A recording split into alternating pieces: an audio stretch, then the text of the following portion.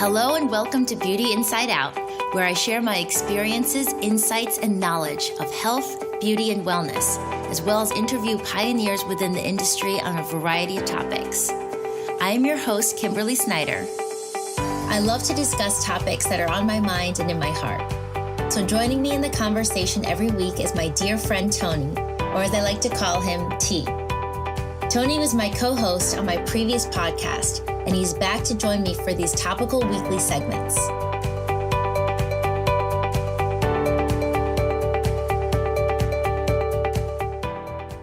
Hey T, and welcome back to the podcast. We are so happy you're back with us. How's T? T is good. Yeah. T is good. T is back in California. Yes. Where the weather is good. And you're up in San Francisco now, where it's a little bit windy, but I know we're coming into the best time of year in San Fran. Yeah. And I'm only here through July, and then I'll be moving back down. So yay. Exciting times. So today, everyone, we want to talk about, we're going to do another little series on enzymes, on digestive enzymes, on enzymes in general. As we started to do we're doing a little series on probiotics, because these are big topics that have so much richness and depth, and they're so important to our health and beauty and energy and feeling our best, looking our best, living our best lives. So we want to take some time here to go a little bit more in depth. And so we'll do, either 3 or 4 part series on enzymes as well. So today, T, let's just talk about the most basic part of enzymes, how we understand them, why they're important, why they're critical really to our well-being. So, do you want to launch in with just some very basic information? Yeah. So yeah, we'll start from the top. I mean, just because this is the first one in the foundation, that, enzymes are catalysts of like all sorts of biological or, biochemical and biological reactions. And so what enzymes do is really facilitate or accelerate specific reactions, whether it's like digestion or repair of tissue, we typically think of enzymes in terms of digestion, but they really have a lot of other functions in the body.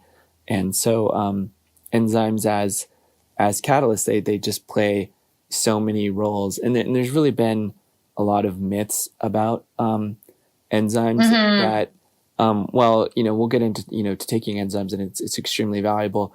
The idea that was promoted by the raw food movement that your body couldn't make enzymes. It's not totally true. The body does make enzymes. It converts amino acids into enzymes. However, right, the more enzyme rich your diet and if you supplement, then the less hard the body has to work at making enzymes. But it can do it. Yes. I mean, there are different theories about that. Our body has enzymes. So there are different myths being thrown around, we absolutely need to have raw food because otherwise, we're not going to get them. Or, there's just a lot of misconception around them. And then there's the whole side, which we talked about before, why you and I both, Tony, do eat some cooked food. The Ayurvedic perspective is that if you eat all raw foods, it's actually depleting. It can be really hard on your body, and it's not just about the enzymes. So what we do is, we eat cooked food, we eat different kinds of foods, but we also take digestive enzymes, which are really important to take the right kinds of digestive enzymes. But let's keep it really basic here. Yes, today. I know. It's so hard not to go into more depth. Part 1. So we're born with enzymes. Enzymes are part of our makeup. Enzymes are basically catalysts. They help with digestion. They help us with assimilation. They perform different functions in our body. And as you said, T, our body is also making enzymes. Yes, exactly. Yeah. And in the digestive process, the body either makes or utilizes from food, a wide variety of enzymes that are specific to digesting that particular, substance or macronutrient. So amylase for carbohydrates, lipase for fat, protease for protein, and so on. and those are like some of the really amylase for starches. Yeah, exactly. Those are the most common. And enzymes do exist in foods, and where the raw food movement is correct is that certainly enzymes are at much higher levels in raw food, right? Because enzymes are very kind of sensitive. They're literally like life forms. They don't. They're delicate and they're sensitive. They're heat sensitive. Yeah, they're heat sensitive, and so if you heavily cook or process something, it does shift, and the enzymes that were in it, no longer exist. And so, but they are in an abundance of foods, especially plant foods. And that's the thing that's interesting too, is that I think plant foods, I mean, not getting into like, meat or whether somebody should or shouldn't, but like plant foods contain a lot more enzymes that are designed to help digest that particular plant food or fruit, whatever it happens to be. Whereas meat, although meat does have some enzymes, it's much different. And even a raw meat would require a lot more enzymes from the body to digest than a plant food would require. Right, exactly. So what we're saying in a general sense, enzymes just help the ease at which we're digesting foods. Like in a general sense, it can help break down easier assimilation, getting the nutrients from the food, getting it to move through our GI tract in a more efficient way. Yeah, let me give you another really good metaphor that I've heard is that basically, like when we eat food, right, we get these kind of large molecules or these large blocks of like raw material, right? It's almost like but we're eating in order for our bodies to break down and to use those. So it would almost be like if you have a tree and then you want to build a house, right? Like you can't build the house with the tree.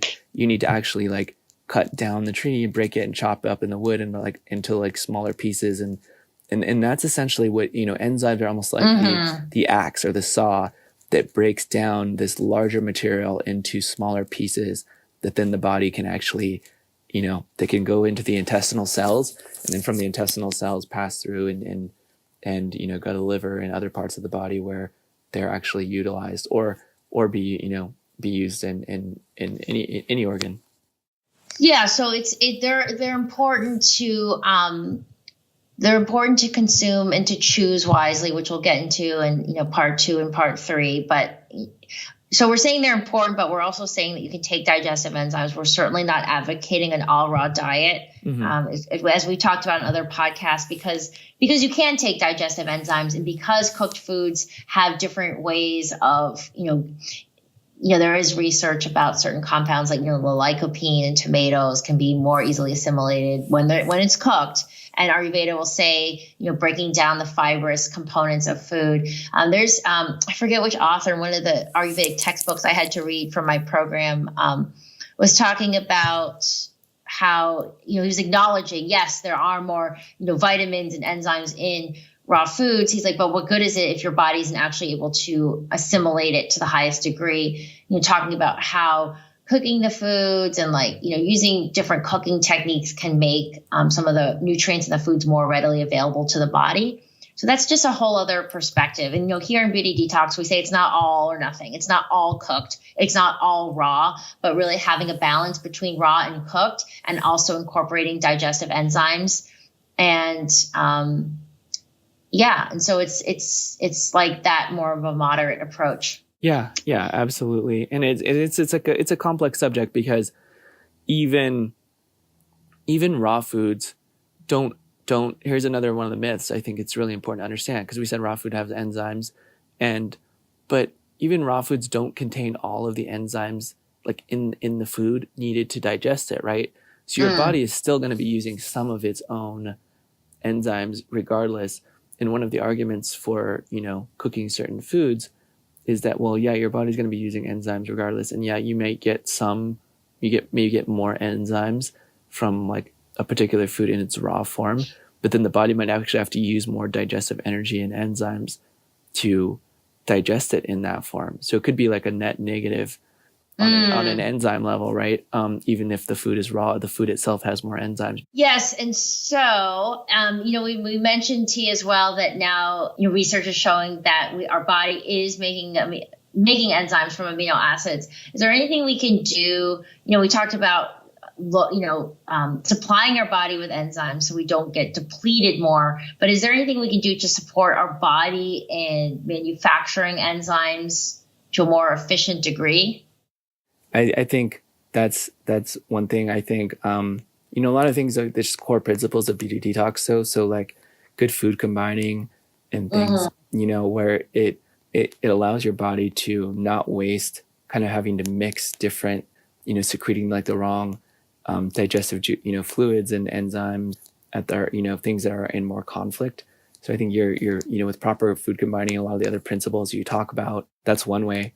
And I wonder, T, like, this is just a theory that I thought of, but it's not backed up with anything I've read necessarily. But I just wonder, by eating this, diet, which is based in whole foods and has so many anti-inflammatory qualities to it, the right balance of fats, and we have omega-3 fatty acids, so you're balancing your EFA, your essential fatty acid ratio, and all these wonderful antioxidants. I wonder if it's, just that reduction of the inflammation and sort of that searing heat that can come from inflammatory foods, like an inflammatory diet, if that can also help foster a more conducive environment for creating enzymes. I'm not sure. That's just something I thought. Yeah, I think too. I think you're right. And I think anything that depletes us, the body has to kind of shuttle enzymes into repair and like counteracting, the depletion of that thing. So I think a lot of detox and a lot of avoiding toxins, a lot of the core principles, again, sounding like a broken record, but a lot of the core principles that you talk about, where you're reducing a lot of these energy drains on the digestive system, on the eliminative systems, then makes it so the body doesn't have to utilize enzymes in detoxing and fighting all of these things. And it has more available for, other factors and other things that we need, including digestion. Amazing. Okay, well, we will link to some actual studies and research that we have in the show notes, you guys, if you want to read more about enzymes. We also have some articles, and of course, I talk about them in the Beauty Detox Solution. And remember, this is only part 1 of enzymes. I hope you guys are fascinated by them as much as Tony and I are, and they do have such a big impact on your health and beauty. The conversation will keep unfolding and explaining more and more. So thank you so much, T, for this fascinating discussion on enzymes. I look forward to our other parts, which will come out in the next few weeks, you guys. Thank you guys so much for tuning in, and we'll be right back after the break. Unlike some probiotic formulas, which are isolated friendly species that have been removed from their natural environment, our SBO probiotics are totally natural and work together to help bring your gut flora back into balance. The best way to ensure that you never miss a month and therefore never miss out on less bloating, boosting your energy, and many other benefits, please check out our discounted subscription membership. Sign up for your subscription today at shop.kimberlysnyder.com. Hey beauties, and welcome back for a very special interview that I'm so excited about today. I'm with Ryan and Daniel DeBaun, who are a father and son combination. They co-authored the book, Radiation Nation. Hi, guys. Thank you guys so much for being with us today. Well, thank you so much for inviting us, Kimberly. We appreciate you giving us an opportunity to talk to your audience. Yes, thank you. So I want to talk about radiation. This is something that I touched on briefly in my latest book, Radical Beauty with Deepak Chopra. And we met because I actually use the radiation case on my cell phone, is the one that you guys manufacture, which is really exciting. So before we get into all that, can you guys tell us a little bit about EMFs? Where do they come from? How we're affected by them, and different types? Sure. Let's start off by saying nothing in natural environment generates electromagnetic radiation. Mm-hmm. The sources of electromagnetic radiation are the sources that we've built into our life. Mm-hmm. And if you think about 10, 15 years ago, most of us were not exposed too much to electromagnetic radiation because all the devices around us, all the electronics around us was typically pretty far away from us. But today we have laptops, tablets, cell phones, all these devices that actually emit electromagnetic radiation. And to make it worse, it's close to our body, which can be most damaging to the body when there's that kind of short distance between us and our devices. And what kind of damage can we expect? I mean, as you mentioned, it's not in alignment with our natural biology. It doesn't come from nature. So it disrupts our biological functions. And how, I know it's, like you said, this wasn't around 10 or 15 years ago, so it's still a pretty preliminary in the long-term effects. But what have you guys found in your research? Well, Kimberly, your audience will be very interested in probably close to 20% of those who are listening to you right now. Mm-hmm. They actually feel the pulsing of the electronics around them. They're electric hypersensitive. 20% of people in general are sensitive. Yeah, it's amazing. A lot more than you think. Yeah, a lot more than you actually think. And some of your audience, they put a cell phone to their head, yeah, and their head hurts. They put a laptop on their lap, and their legs hurt. And so we have this stuff you can't smell, stuff you can't see, and now some of us are beginning to feel.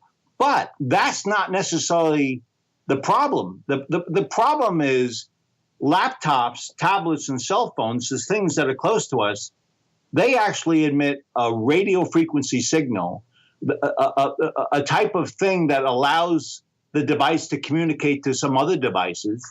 And then when they operate, they generate extremely low frequency emissions. So that's a slightly different type of thing. And what that does is disrupts the body when it touches your body. So when you have a laptop on your lap and it's transmitting in every direction, including the direction to your body, it's interfering with your body and its functions within the body. So that's the kind of thing that starts debilitating the body. Mm-hmm. And I know you talk about in your book, which is of interest, big interest in our community as well, about reproductive health and fertility. And, I just had a baby. My son is now 1 year old. And I know that there is some research that has found a link between this electromagnetic frequency damage with sperm defects and, pregnancy. So it can affect our reproductive health as well. There's absolutely no question about that. Actually, after just a few hours of a laptop in your lap, 25% of the male sperm becomes immobile. Wow. We have scientific evidence that's been reinforced many, many times through many, many studies that talk about the impact to the male. But what's also true is to the female. Yes. What's the effect for the female? So here's a study that was done 20 some odd years ago. It was done by a lady out in California, and she looked at the extremely low frequency stuff. Mm. And there was a very, very, very low energy signal coming from a laptop she had in her lap in the study. And what she found was if you were pregnant, you were 2 to 3 times more probable of having a miscarriage. Wow. Because of those emissions to your body. So that was one set of studies that Cindy Sage did quite a number of years ago. But what's also true is there was a very large population study that was done several years ago, and it talked about the impact to the womb. And roughly 2% of all females that were exposed to this energy signal got tumors. And of that, a small portion became cancerous tumors. Wow. Now, here's the devious thing about it. It actually can go to the egg and influence the egg.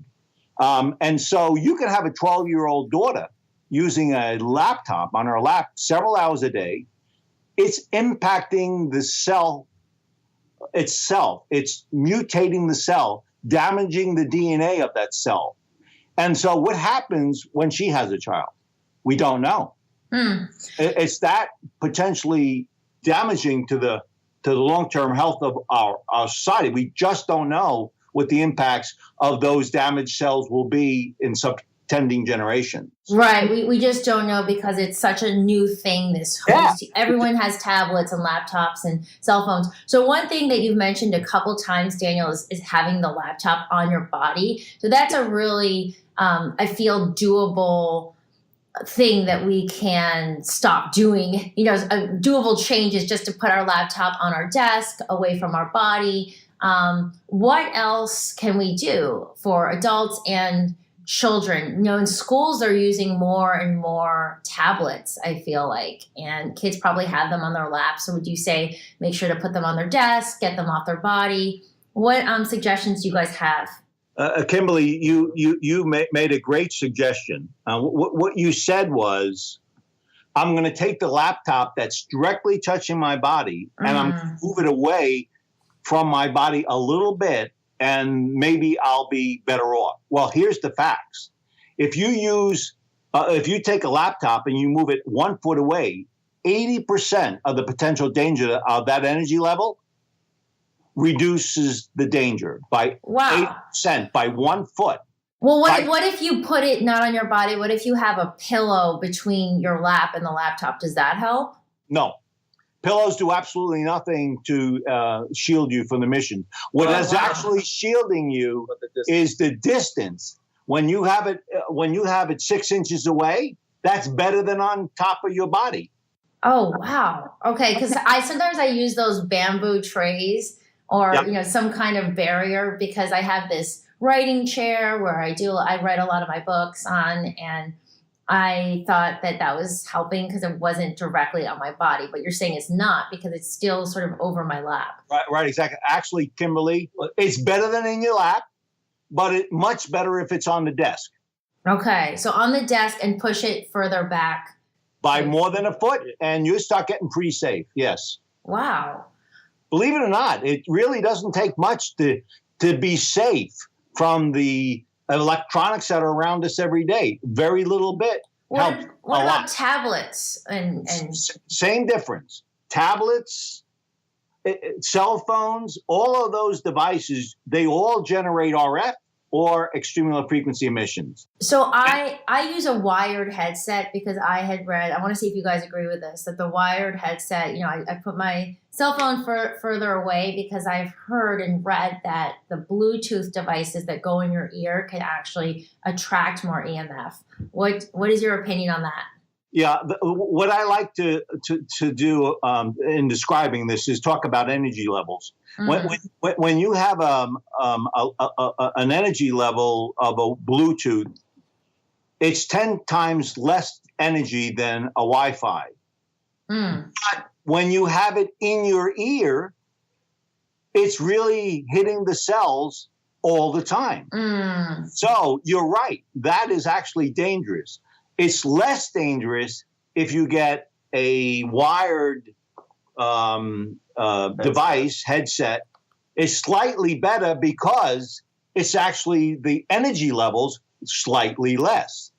The best, of course, is if you put it into speakerphone mode, for example, you have a distance that's saving, that is really, that distance is actually eliminating that energy level to the cells of the body substantially. And so, of course, that's the best thing to do. Okay. Well, and I know that, I have my phone here a foot away, but it's not on. I'm just looking at it, and I have this great radiation case that's manufactured by you guys. What's the name of your company where you guys manufacture the products? It's called DefenderShield. Okay. So how does it work? And because there's a lot of these kind of products, and some people are skeptical and say, well, how can it really block radiation? Can you explain a little bit about that and why we want to wear one on our phones? I sure can. I would be skeptical of the market myself. You're talking about a fairly complicated engineering problem when talking about mitigating the signal levels that are infecting the cell. And so you really want to make sure that when you look at products in the marketplace, you look for something that has independent study, technical study, not just health studies. You want to see the actual impact of the device and its ability to shield and protect you. In our case, that's exactly what we do. Kimberly, you actually can put that right to your ear without ice, and you're perfectly safe. Because what we do is we actually take the signal that's omnidirectional. A signal, electromagnetic radiation is omnidirectional. It means it goes in every direction. So when you're talking on your cell phone and you have it to your head, the signal energy level is getting out to the tower. And then you're talking and you're communicating. Well, what's happening with that signal in the other direction towards your body is still transmitting. It's actually penetrating your head by 1 inch, and it's heating up the cells by 2 degrees. Maybe it'll help. Let me give you an analogy. A microwave oven, which is the same frequency of an RF signal, when you put a piece of meat inside a microwave, what happens is the water heats up, the cells oscillate, and you cook your meat. Well, guess what? That's what's happening with an RF signal, by the way. When you put it on your head, you may have friends that say, I feel the heat. Well, that's actually heat being generated by the signal touching your body. And so what we do with that omnidirectional signal, we stop it completely. We don't allow it to pass through, so it never touches your body. Well, that's especially important for men who I know don't carry purses, and they have their cell phone in their pocket right on their body a lot of the time. Oh, yes, Kimberly, that's terrible. As I mentioned, after several hours, they go to the doctor. Doctor, we can't have kids. Well, there's your cell phone. It's actually influencing the sperm of the male. And that's well-founded, as I said before. And with our device, when you put it in your pocket, no transmission is being transmitted towards your body. It's only out towards the transmitters, receivers. We actually recommend to not keep it in your pocket as much as possible. Yeah. But if you're going to keep it in your pocket, have it shielded side. Right. Well, exactly. what I like about your book as well, and I have it in my hand, is that you have a lot of these studies cited and referenced. So if you guys are interested in, really looking at the depth and the research and the types of studies that are behind, what we're talking about, there's a lot in this book. Ryan and Daniel aren't just, saying these things without substantiation. So I like that a lot about how well cited your book is. Tell us, how did you guys get into being so interested in EMFs in the first place? Great question. Kimberly, about 5 years ago, Ryan and my other son were visiting us. And my wife, they had their laptops on their lap for hours at a time. And my wife says, and she's intuitive about it, she says, that can't be good for you. So I thought about it a little bit. And my background was I worked for Bell Laboratories, and I ran the technical laboratories for them. And so I instantly knew what the problem was, what she was thinking about. And I said, well, let's go see if we can find something to actually work. Well, we couldn't find anything on the market. So we created a company that starts building product that actually defends the body. But that's what the origins of the book were. We were so frustrated that there was so little information that was well understood by us all. We actually wrote the book out of frustration, because it's not that complicated. I don't know if you had a chance to read the book fully, but we tried to write it so everyone understands it. Yeah, no, it's a very clear, concise book. I like how you guys laid it out. I like the subtitles, and I like that it is very practical. So it breaks it into, why, where, and EMFs, like what are the specific concerns and what we can do about it, which I think is really interesting. Yeah. In fact, this book gives you a breakdown in a way that you can understand the subject matter, but it also is well documented. In other words, we didn't give you our opinion. Ryan and I spent a lot of time making sure we looked at all the data and made sure that what we described as a reference data was accurate and precise and well-founded in science. So when you read this, you're reading what science is saying. I appreciate how much work this took, because for my books as well, I've done all the research myself. I didn't get a research assistant or outsource it. So I know how much work this is. I can see dozens and dozens of studies in here. Well, Kimberly, I didn't need a research assistant. I had my son. It's not easy to cite everything. But the reality of it is, this is becoming more and more of a problem. When you started, you talked about us using it every day and into classrooms. Well, guess what? That stuff didn't exist in classrooms 10 years ago. Yeah. And all of a sudden we see ADHD, we see all these child symptoms of problems that are happening in their lives. And we know through science, it could be contributed to the emissions that are around them. When you walk into a classroom, you think of it this way. If you have one bee in a room, one bee won't kill you. But if you have 1,000 bees in a room, they can kill you. Well, think about this. The transmitters in a house, in my room, I have one transmitter, my cell phone. Well, now I have my laptop. That's two. I'm still pretty safe. Well, in classroom, there are kids that have, all of them have laptops. They all have. It's all around. It's all around us. So there's all these bees in the room. And from a technical perspective, by the way, the energy level is almost a third of what you have hitting your cells with a cell phone to your head. It's almost a third, but it's 8 hours a day. Yeah. It's terrible.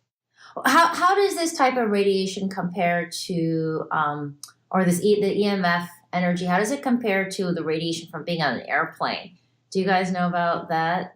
We do. The radiation on an aircraft that's bees in the room. All of that is around 10 gigahertz or below, all the transmissions in there. When you have Wi-Fi that everyone has access to, that Wi-Fi is it's a killer. Yeah, and everyone has it. And then you have these commercial routers that are transmitting and receiving all of the routers within that environment. A contained environment, by the way, which is hard to transmit and successfully produce connections. So they are strong signals, and you are being radiated by those emissions every second of the time you're on the phone, on the aircraft. Wow. Well, I've since Lil Bub, which is my nickname for my son, since he was born, there's these radiation blankets, which you guys know about, I'm sure, the little baby